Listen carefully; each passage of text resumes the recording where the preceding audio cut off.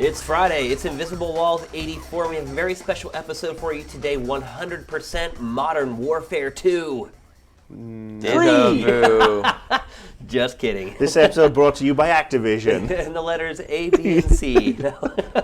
and the stock options belonging to Bobby Kotick. No, we actually do have a show full of different games this time. We did do a whole show on Modern Warfare 2 basically last week because everyone bought the game and we figured everyone wanted to... I thought the Dark Void discussion was very, very Well, I thought it added balance.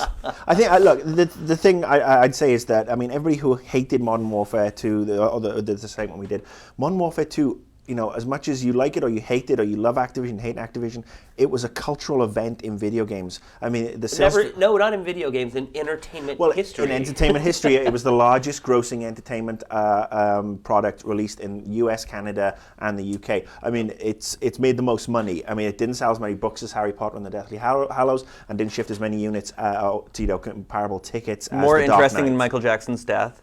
More Maybe. interesting. Well, you know, for our crowd. So, I mean, I think the fact that, you know, we were dissecting what has been hyped as the biggest release of the year was You also got to fair. realize that, you know, there's 20 people that complain. There's 70,000 people that watch the show. Most of the people that watch the show do not jump in the comments and say anything. So I think last week we were doing a service to the majority of our viewers. What I will say to counter that is, I think unless that 20 people had a couple of different aliases, there were more than 20 people complaining last week. But you know, I mean, I think there were a lot of people who are interested in it, and yeah, I mean, there's been a lot of Modern Warfare. But Look I at it think this way: have you been to a football game or a soccer game where there's 80,000 people in a stadium? Oh, he calls yeah. soccer football. yeah. Right. I've been, This could be I've been to confusing. football, look, I've been to football games and rugby games where there's more than 80,000. And Right, yeah, so you always- look at that stadium, that's how many people watch or listen to the show every week. So you see complaints from, you know, a few dozen people. Yeah. You know, that's the people that are sitting on the bench, that's the team complaining. So I can understand Sports people being a little analogies. bit vociferous. I mean, everyone's like, what are you talking about? But you know what? Let's just draw a line under it right now. We're not going to talk about that game again until something else comes up. But let's move on, shall we? Should we go around the horn? Sure. I'm actually sick today, so I sound even more nasally than I normally do. Oh, your fans are going to love that. We also have someone on injured reserve today. Miguel was supposed to be here to talk to us about new Super Mario Brothers for the Wii, and he's probably got the same thing that I've got. Unfortunately, I'm at work and he's not. So I heard he just got into the trash and ate something he wasn't supposed to.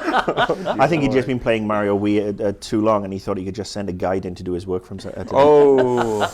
Well, if you don't know already, the people on the show today are Marcus Beer. It's me, Marcus. That was horrible. Mike Damiani, that was pretty bad. Mike Damiani's in today. I'm imagining doing a show in front of 80,000 people in a stadium. Could you imagine that? That's what we do We every should be week. like the ESPN analysts with the headsets on. I and still stuff, say we should do a talking show to each naked. other. It's kind of mind-blowing when you think about it, that many Not until people you wax watch your the show. body. Yeah. I'm not saying opposite that. I'm sorry. Ryan Stevens is in on the show today as well. That's also a me. Ryan. Horrible as well. You're not Charles Martinet. And so somebody is mic'd up today as well. He gets Johnny to talk. C, are you actually going to talk today? I am. Surprise, surprise. All right, well, let's do it.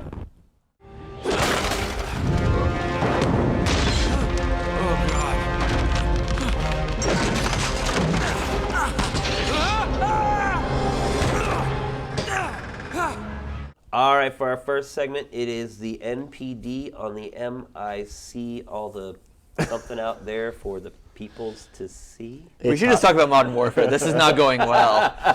It's hard out here for a pimple. We are talking about the NPD report. It did come out, and this is probably the most important time of the year to talk about this. Until next month. Yeah, well, yeah, November is probably more important than October, but not by a whole lot. Pretty much all the big games are out at this point, and at the top of the list we see Uncharted 2. Totally deserved. Yep, with what, Phenomenal game. 537,000 37,000. units sold in 2 weeks. Which still seems a little low to me, because I remember Killzone, didn't Killzone come out like the last 2 days of the month, and it sold like 1 million or something? No, I think it only sold like 300 some, but it was out for a shorter period yeah. of time. But Killzone was also kind of the flagship game for the PlayStation 3. I'm still a little surprised this wasn't a 1 million seller after looking at Batman's sales with the PS3 Slim last month. I think where we are now, I mean, it's shifted 1 million by now here in the US. Yeah, I'm they guessing said so. that. Yeah. And if you go worldwide, I'm sure it probably did 1 million in the first 2 weeks as Oh, well. quite easily. I mean, it's just a phenomenal game and one of the best games of the year. Yep, and then we start Wii Fit Plus in second place. Whatever. It was cheap, right? It was what, $30? There's two. And You you got can the get it whole- without the balance board Yeah. for like $30. And then you so. got the first Wii Fit Plus in the same package. I still can't understand. You think by now people would have learned that it's not going to get you in shape, and then after you have it for a few days, you don't use it anymore. Kind of like that balance board that's been leaning up against the subwoofer in my living room for the last year basically, and I haven't touched it. So let's talk about the next proper game on the list. And Borderlands. I'm really pleased that this has done so well because Borderlands is a good game. The only problem I've had with that game is the driving, and I must say I do like what they've done. The weapons are really fun. I like a lot about it. I had the same problem with Resistance 2 when I'm emptying clips into dudes and they're just having you see their hit points. From the first person perspective, it's just a weird thing for me to get over that they have this much life and it's like a dog, that can take I think it's 7,000 bullets. Personally, I think it sold better than it deserves. Well, but what I'm confused about is the huge discrepancy between PS3 and 360. I mean, we're used to 360 selling a lot better, but you have to go down to like number 17 on the list to see for Borderlands, which is like around 100,000. That's a huge discrepancy compared when you look at the Batmans, the Maddens. I think a lot of people looked at Borderlands and were like, that looks a lot like Fallout 3. And I think that's why it ended up doing as well as it did. I think a lot of people actually looked at the reviews and said, it's kind of Fallout 3-esque, but I mean, it is, a lot of fun to shoot around. I mean, it got really good reviews. I mean, it was averaging a 9.0. Well, it's a loot game, and I think it's the first time you've seen a real loot game given over to first-person shooters. Yeah. And so the people that never got the Diablo bug, or the more recently like Torchlight, and let's be honest, 2 Human sucked. I think this was a real gateway to, oh my God, I'm just doing awesome. I'm just doing more and more awesome. I'm doing more damage. It's just a giant cumulative. And it's My run problem with the game is it doesn't really have like a proper story. It just seemed kind of hackneyed and chopped together. And dogs take 70 clips to put To down. kill. Yeah. I would say it's more of a tongue-in-cheek kind of game. I wouldn't say, it's not the Fallout story. It's not Uncharted 2 with its story. It's not Assassin's Creed with a story. But it's a fun game. I mean, it actually is fun to just unload clips into things, and you have these giant cel-shaded monsters coming at you. The only thing I had, there was a problem, like I said, the driving and the fact that you had one of 4 preconceived characters. I would have liked them take a little bit more of a step with the RPG and said, all right, create your own character. Be this character, be that character. The fact that you were stuck to 4 character types made me think it was like Team Fortress to me. Right. But I'm so pleased that it did well because it was something cool and it was a new franchise. Let's face it, everything's a sequel nowadays. This was a new franchise. Good luck. Still surprised at the sales. Oh, yeah. And they're making Really Randy surprised. be pretty Randy. He's just going off the handle He's every mouthing other off about minute. everybody. I gotta Now, say, Forza, that has to be a huge disappointment.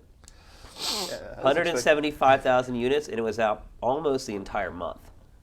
Yeah, for how much marketing stuff Microsoft put into that game, how many times That's did we a see it pushed out there? And that's pretty big tank. Right I think there. maybe was it's expecting top reflecting. 5. Maybe it's reflecting the general car industry right now. Could be. Yeah, Hey, I Need mean- for Speed didn't really sell units either. No, it tanked, but you could also look at it like, well, people can't afford to buy the real thing. Maybe they'd spend $60 to drive a virtual version. maybe Maybe. Microsoft should have instituted a Cash for Clunkers program where you could have Trade traded in your old Forza. That would have been amazing. trade your Need for Speed Underground. That's actually brilliant, Marcus. That's a really good idea. Well, there you go. How GameSpot. saturated is the genre right now, though? I mean, I keep seeing Well, there we were like reviewed so 6 many games. racing games Yeah. lately. Maybe it just came out so late in the pack. Or do you that think got people are burned. waiting for Gran Turismo 5 because it's coming out pretty early next year? But Well, I our mean, Xbox owner yeah, is Xbox waiting owners for. won't be. Yeah. I think Well, what it was depends on how much crossover there is. I think what we'll see with Forza is that it's just going to be a steady seller. It's not going to be a spectacular seller, and it's launched into a marketplace where Borderlands and Uncharted are more accessible. I mean, some people can't stand driving games. I think it'll sell along at a nice click,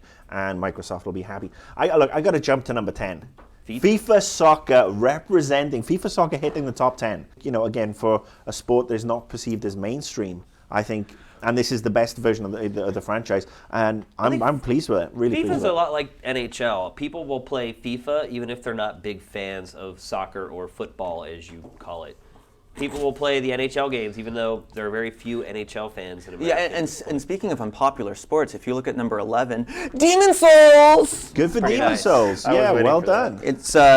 It's beating Brutal Legend. It was out about a week before Brutal Legend, and that's not combined SKUs, obviously. So but I guess let's face it, if you Jesus. look at the money spent, the time spent, what was the biggest tank on this list? I think the phrase "brutal and legend" comes to mind. Yeah. And I hate to say it, but I called it.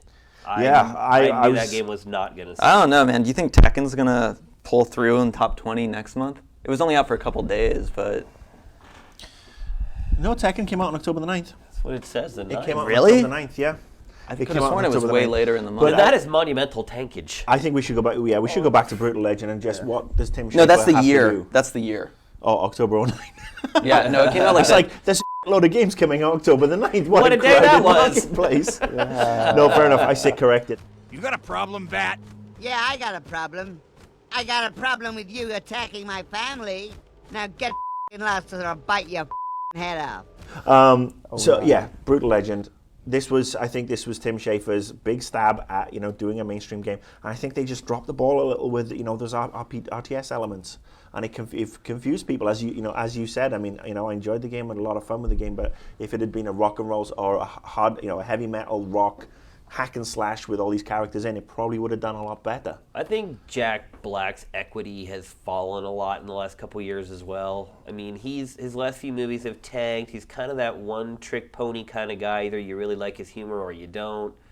He's not exactly an expansive actor who could play a variety of But I roles. mean, he is who he is, and if you don't like here's him, this character. I mean, let's face it, Eddie Riggs could have been renamed Jack Black. Right. I mean, that character was created with Jack Black in mind. they probably should have just called him Jack Black instead of Eddie Riggs. They should have made it a Tenacious D game and totally alienated everybody else. Because anybody who's seen The Pick of Destiny will not touch anything to do with Tenacious But I D. mean, they've advertised the hell out of that game. I've seen it everywhere, and I mean, you got EA's marketing behind it, and that's what happens. I mean, feel just- bad for Tim Schafer, honestly. I mean, the guy just cannot catch a break. Well, I think he can make.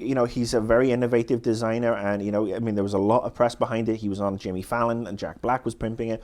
But I think at the end of the day, if he wants to make a hardcore game, you got to accept that this is not going to be, a huge seller. If he wants to make the huge selling games, he's got to make that step and cut out some of the more unique twists about it. Esoteric. Esoteric. Yeah. But he needs to put in more illogical puzzles that don't make any sense. Well, I mean, multiplayer on Brutal Legend is just such a pain in the ass. But I don't even know that the average person that watched the commercials or whatever even realized that that stuff was in the game. I mean, if you looked at the advertisements, it was basically just Jack Black slaughtering people with a heavy metal guitar with cameos by Ozzy and all these other people. It's like, I think most people probably thought it was just an action adventure starring Jack Black with all these cameos from metalheads. Yeah. I don't know. If I was starting a studio and I was looking for a designer to come in and make a game for me, like, I would hire Tim Schafer because he has really unique ideas. But you look at the bottom line with everything he does. Well, you got to look at it this way. I think the number one indictment or example of people didn't really get this game was 3 days after it was launched, Tim Schafer had to post a video blog with some of his team that showed people how to play the game. Yeah. And that's the problem.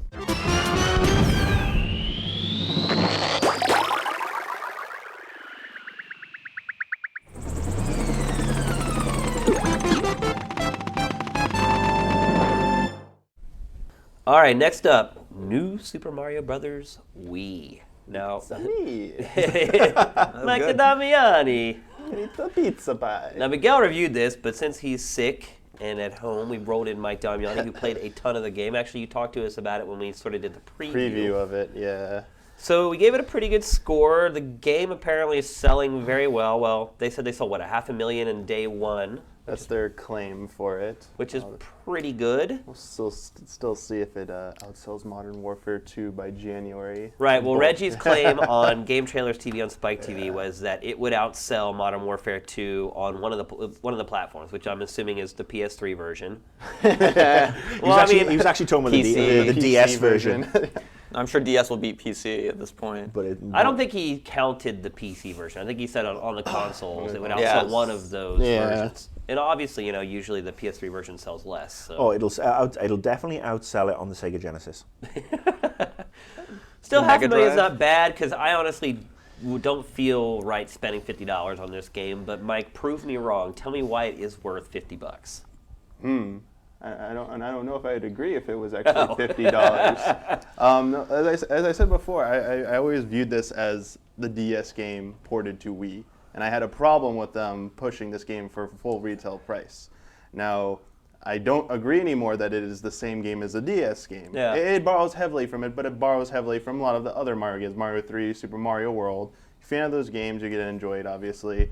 But I still feel that what they put into that game, it's still not. It's more of like a $35, $40 game. Is about what I think. I think the I value would of be it is. cool paying $10 less for that game. Yeah. Not even for the red box.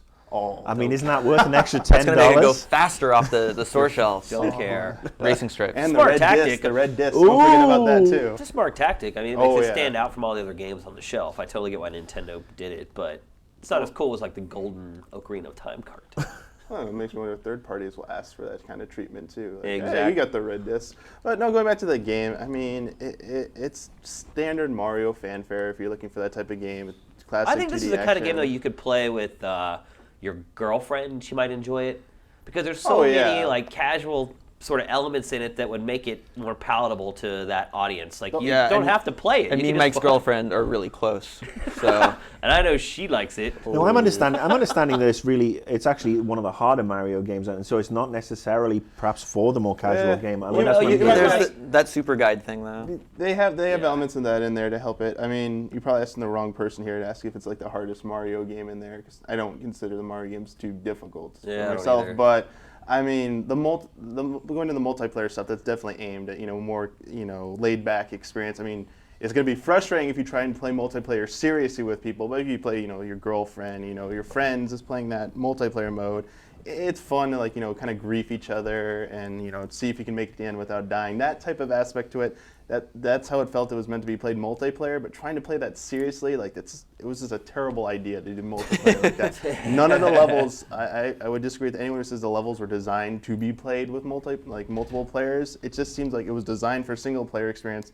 And hey, let's throw in multiplayer. Which is why they option. probably put the assists in there at the end of the day to sort of circumvent all the issues you might have because the game wasn't designed. For It's a huge stopgap between their casual market and their core market right there. People It's better love than Mario. collecting gems with the second remote in Super Mario Galaxy. Yeah, I thought it was actually particularly funny how they have the super guide, but they also have hint videos you can purchase as well. Purchase? Yeah, if you go back to the first castle, the beginning of the game, you warp back there, use those big coins you collect, you can spend them on guide videos.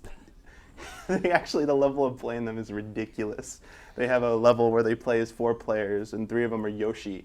And they spit one of the players constantly across the level without letting him touch the ground. Who the hell is going to play the game? It's amazing to watch. I mean, that's high skill right there, but that's here's how you should play the game. Who the hell is going to play it that way? And then I think they're trying to inspire people to Yeah, realize they're like, there's some cool look stuff how- you can do if you really dig. Yeah, I mean, they throw a lot in there, but at the end of the day, it just feels like, I know we said it's one of the better 2D Mario games. It is a very solid Mario game, but I don't think it outdoes the classics. Mario 3, Super Mario World, easily To me, there's a were reason better. those games Yeah. moved on to the handheld. I mean, that's kind of where they belong, I believe, at this point. So it's, I would have much rather had Super Mario Galaxy 2 or some other 3D game to play for the Wii over the holidays. But, I think a lot of people, though, will buy it, and they probably won't be too disappointed that they did. All right, so while we're wrapping this up, and let's talk about Mario Hat. Oh, yeah. I Super got the Mario hat. hat. Oh, yeah. Yep, and so I got the hat. I went on some adventures with the hat, and finally, after weeks and weeks of speculation, here it is.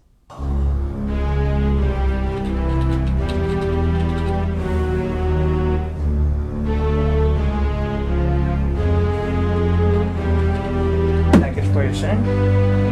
Thank you.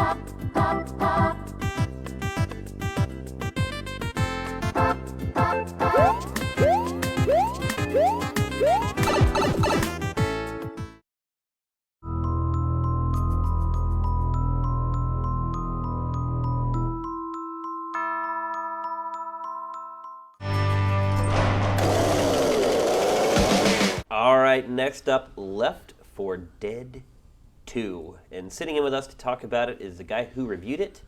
His name is Patrick Morales. Hello. So my fear with this game was that this is sort of thrown around all the time, the dreaded whatever 1.5. Is that what it is? You know what? Objectively speaking, Left 4 Dead 2 is a better game than the first one. In terms of content, it just has more. In terms of modes, it has even more as well. But still, my feeling on it, and which is pretty much why we have kind of the lower end of the score range compared to other sites, is that while it's objectively a better game, it's also a very similar game to the first one. It certainly hasn't seen that much of a growth that you'd expect from a true sequel. But at the same time, it's still solid enough, that I'd recommend anyone pick it up if it's, their kind of game. I think if you haven't played the first Left 4 Dead, you should definitely get this one. For sure. I think if you got the first Left 4 Dead and you played it to death, whether it be on Steam or 360, you're going to feel a little gypped with this one. I mean, they I'm honestly surprised how much people like Left 4 Dead. I mean, I was surprised how much people like the first one for some reason. Like, I played it for a couple weeks, and I felt like I'd squeezed everything out of it that I could, and I was like, okay. Well, the first one had some problems. Like, right off the bat, not every mode could play versus. Yeah.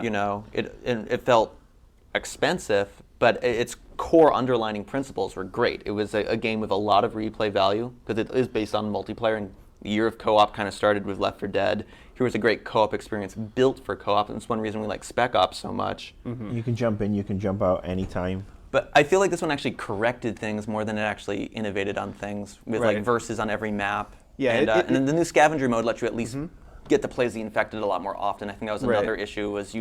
Especially on console compared to PC. If you wanted to just get good at playing as the infected, it was a pretty steep learning I thought it curve. was awkward playing as the infected in the first game, too. You take enough time and you get good at it like anything else, but there's no way to practice or anything like that. Right. Yeah, Scavenge Mode is definitely one of the best parts of the sequel because it does introduce a very deathmatchy aspect to it. The actual flow feels more like a capture the flag kind of scenario, but just the fact that you don't have to wait for an entire level to play out before you can, play as the infected is a great thing. And it certainly adds some variety to it. They bring some cool stuff to the table. Obviously, the new modes. I mean, I've already said this a couple of times just in chatting that I love the bile bomb, the boomer bile bomb, if you will, that you lob in and you just watch these guys rip each other to thread.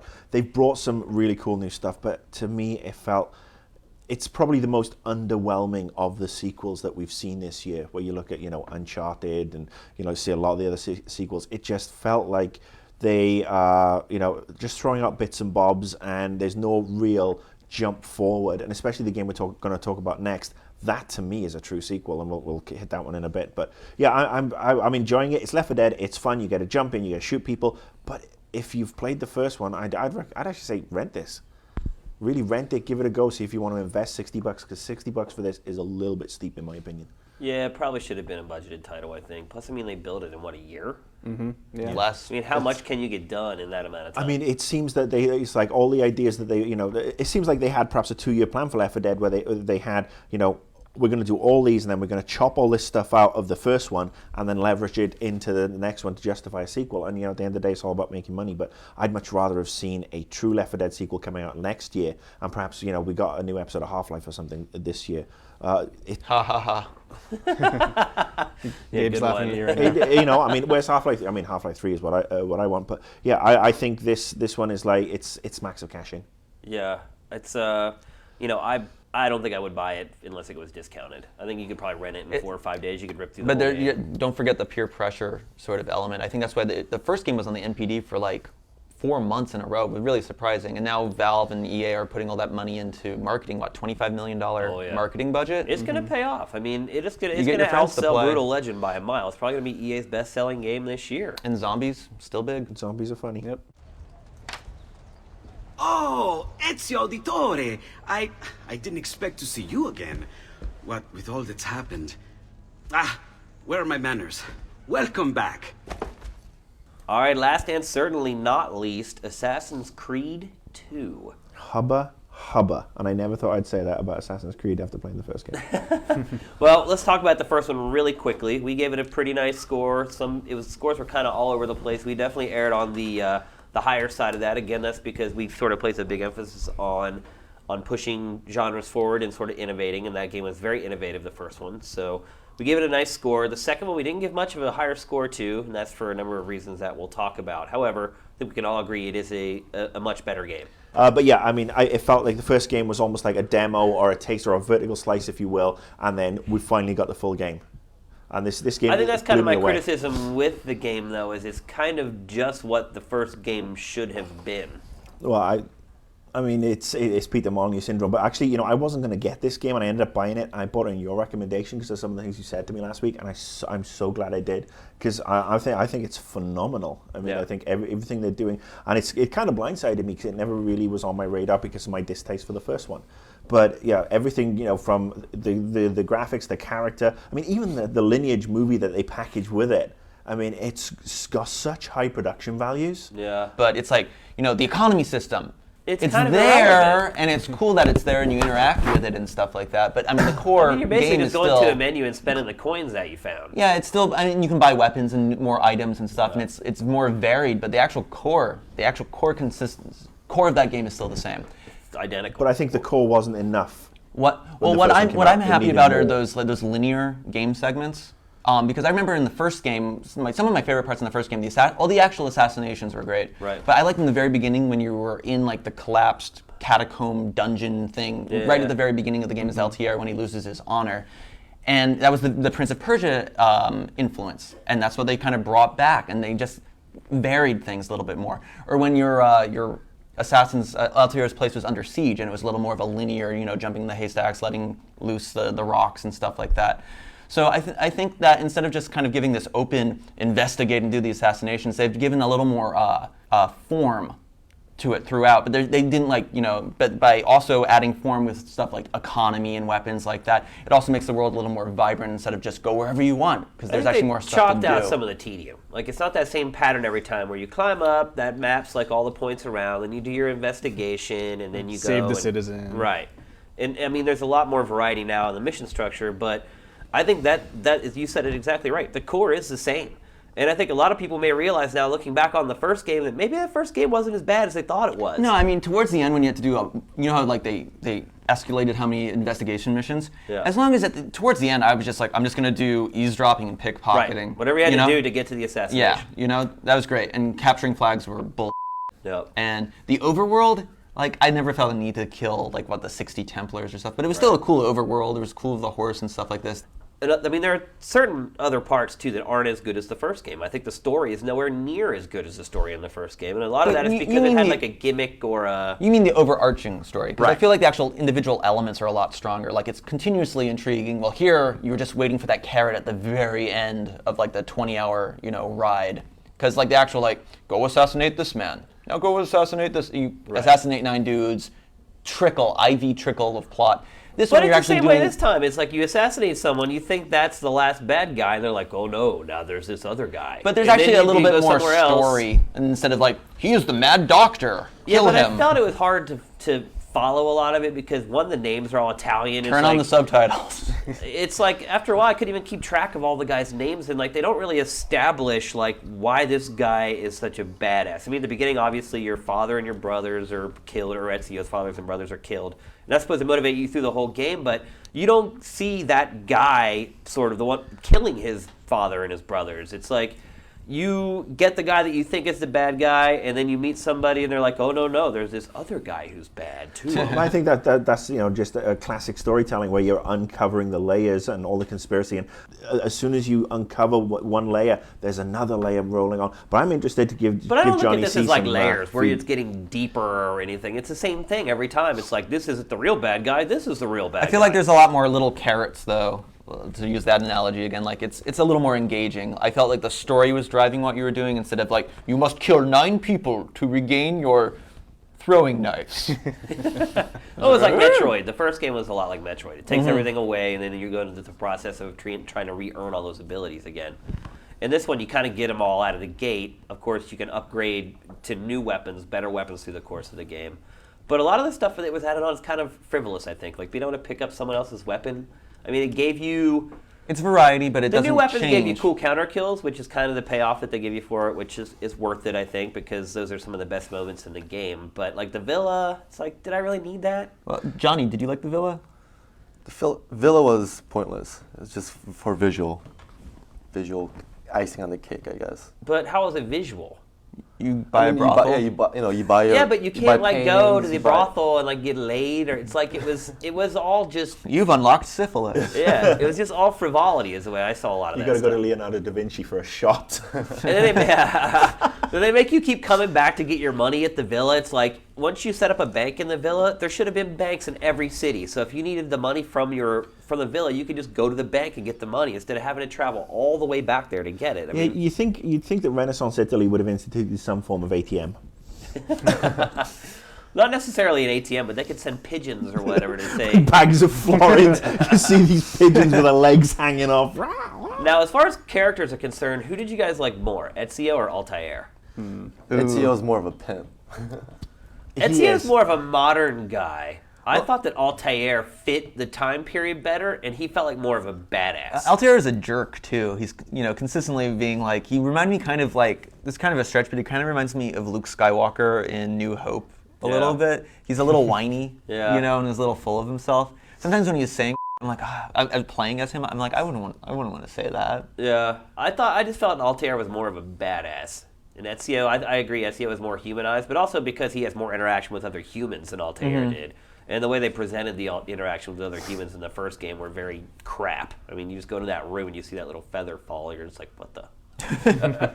Here you get to see a lot more of his personality, but I felt like Altair was more of what an assassin would really be, sort of just this cold, calculated killer. Like Ezio, he almost seems like too nice to go out and kill all these people. But I think the good thing is that it shows that Ezio's father, for example, who was an assassin as well, he was a family man, he was a businessman, but he has this dark side. So it shows this side of But somebody. they're not a dark side; they're the good guys. Well, I know, but I mean, at the end of the day, you go out and you kill. I mean, it's you have this side of you that's capable of doing that, and I think that shows an interesting balance with Ezio, where he's gone from hothead to who goes out and parties or whatever, to somebody who becomes this man who is standing up for his family and standing up for everybody else, and is becoming this this almost like a Batman figure in a lot of ways. It does remind me a lot of Batman. So overall, what are your impressions, Marcus? You know what? Probably a lot of people sitting on the fence on this game right now because there's so many big releases that have come out. They're probably like, man, another $60. I'm so glad I bought it. I mean, and it's basically made that 3 of the top 4 games of the year for me. I've played them all on the PS3, and this has just reaffirmed that this is Sony's year. I mean, I know this is a multi-format game, but I went PS3 on this one, PS3 on Batman, and obviously Uncharted 2, and I'm just happy as Larry with all 3. Now, you haven't played a ton of it, Patrick. I actually just picked it up yesterday. Did you get to play it last night? I did. I played the first hour or 2 of it, and as someone that wasn't the hugest fan of the first game, I find myself a lot more wrapped up in this one. Good. So I would definitely give it a thumbs up. Ryan? I think it's, like I've been saying, I think it's funny how much they've added to it, but in the core, it's still the same game. And I was able to, like I said, I skipped a lot of the stupid investigation missions that I didn't like. So I enjoyed the first game, I enjoyed this. I like the stuff they added, but even though they've added tons, and they have added tons, it's kind of interesting to me personally how much it really doesn't change the experience too much. And I like the first one, I like this one. So maybe here's a better question to ask you, Ryan. If somebody did not like the first Assassin's Creed, That's- would you recommend them? That's what I was saying after I played the preview event. I think there's going to be people that definitely felt burnt by the first game that are going to love it, but I think there's still going to be a notable minority who are still not going to be into it. To them, I'd say they should rent it. They should rent it and give it a go and see if it has evolved to their taste and change. Because And this is one game too where you probably will not be able to rent it and get through the whole game. It is a pretty big game. So. But I mean, it's a try before you buy it. It's a huge. And the game. first couple hours are great. Yeah. For anyone, I'm pretty sure it's safe saying that. Johnny? First game, I hated it. Couldn't play through it. I just stopped halfway. The second one, I finished it. I'm waiting for the next one now. Waiting for the 3rd installment. It has definitely opened up this whole potential universe more than the first one did, where you can see them going off and creating, characters based on the modern day or the future characters. John Wilkes Booth. Yeah, I mean, it's actually somebody pinged me through Facebook and actually asked, Assassin's Creed 3 set in, medieval London. How cool would that be? You know, there's a lot of great stuff to be done with this franchise, and I hope Ubisoft execute well. And for me personally, I don't know, man. I think I may have enjoyed in some ways playing the first one more because the idea was so fresh. I was really blown away by the parkour.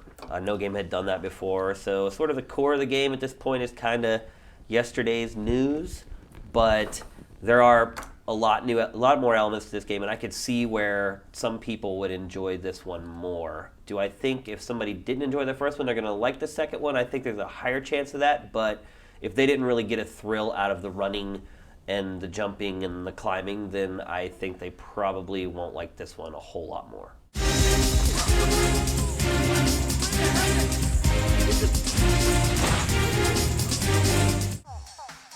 All right, that's going to do it for episode 84. Just want to let you guys know that next week is Thanksgiving week, but we are recording a special episode of the show. It will go up as normal. It'll be a little bit shorter, but if you remember last year's Thanksgiving episode, I think it's definitely worth checking out. It is a fun episode. Also, please go and vote for the VGAs. This year, your votes determine the winners at the Video Game Awards. I think they did a pretty good job selecting all the nominees. So all of you who complain every year that your game didn't win at the VGAs, you have no reason to complain this year. Get on over there, make your voice heard. We'll see you next week. Invisible Walls is up and is out.